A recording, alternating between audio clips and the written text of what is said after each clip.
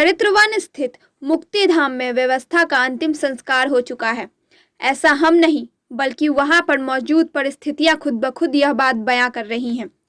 बक्सर में corona virus से संक्रमित महिला की मौत हो जाने के बाद एक तरफ जहां परिजनों के द्वारा अस्पताल में हंगामा करने और चिकित्सा से मारपीट जैसे कुकृत्य किया गया, वहीं दूसरी तरफ मृतका के पति और पुत्र को हिरासत में लेने के बाद प्रशासन के द्वारा शवदाह के लिए कोई व्यवस्था नहीं की गई।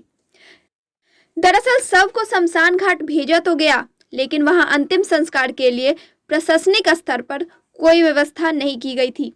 परिस्थितियां ऐसी थीं कि स्वास्थ्य कर्मी अगर शमशान घाट पर शव को उतार देते तो लावारिस की तरह वह वहीं पड़ी रहती।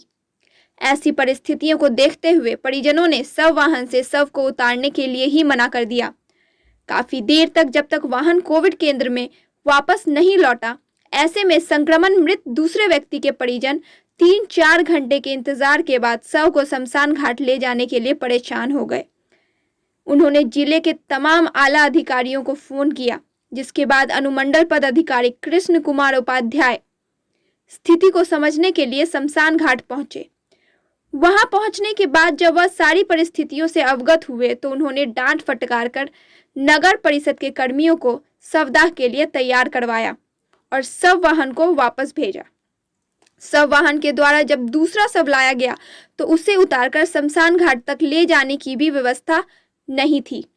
ऐसे में स्वास्थ्य कर्मी शव को लगभग घसीटते हुए लेकर गए और इस परिस्थिति को देखने के बाद मृतकों के परिजन ने जमकर प्रशासनिक व्यवस्था के विरुद्ध आवाज उठाई। मौके पर मौजूद मृतक के परिजनों ने इस तरह की व्यवस्था पर काफी रोष व्यक्त किया है और कहा कि प्रशासन तथा जिला व राज्य स्वास्थ्य समिति को इस तरह की स्थिति पर ध्यान देना चाहिए और इसे सुधारने की पहल की जानी चाहिए।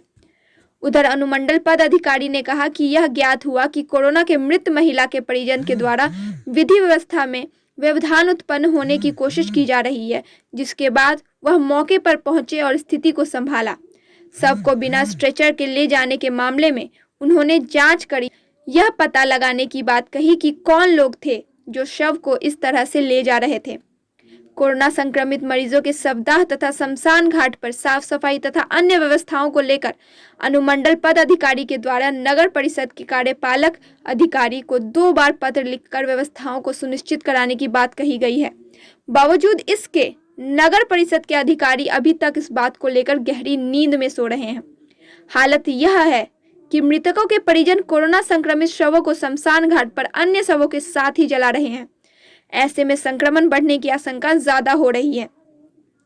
हालांकि एक साथ शवों को जलाना अपने आप में भयभीत करने वाली परिस्थिति पैदा कर रहा है।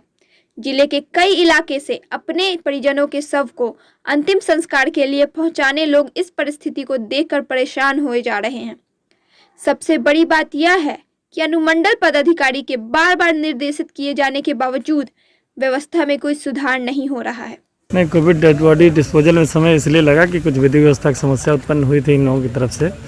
उसको लेके इन लोगों ने ये कोशिश किया कि डेड बॉडी ना उतार के कुछ न्यूसेंस पैदा किया जाए। उसको लेके थोड़ा समस्या हुई। थोड़ा यहाँ जो डेड बॉडी को उतारने को लेकर भी समस्या हुई कि भाई कौन उतारेगा कौन नहीं उतारेगा, लेकिन वो समस्या हल हो गई। सर, डेड बॉडी को जिस तरह से यहाँ कैरेज किया गया है वो देख करके लग रहा था सर। कहाँ कैरेज किया गया है? 3-4 लोग जिस तरह से उठा करके ला रहे थे और उधर से लेकर के एक का घसीटते हुए ले जाया जा रहा था सर। तो वो लोग कौन थे? पीपी किट क्या वो सरकारी गाड़ी से आए थे? में लोग थे। सरकारी गाड़ी से आए थे? नहीं, पैदल ही थे।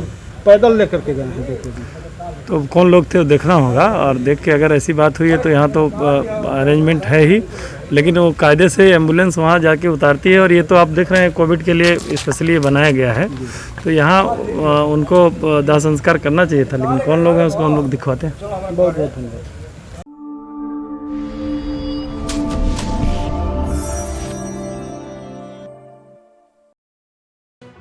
लेटेस्ट खबरों से जुड़े रहने के लिए हमारे चैनल नेशन भारत को सब्सक्राइब करें और बेल आइकन को दबाएं ताकि कोई खबर छूट न पाए।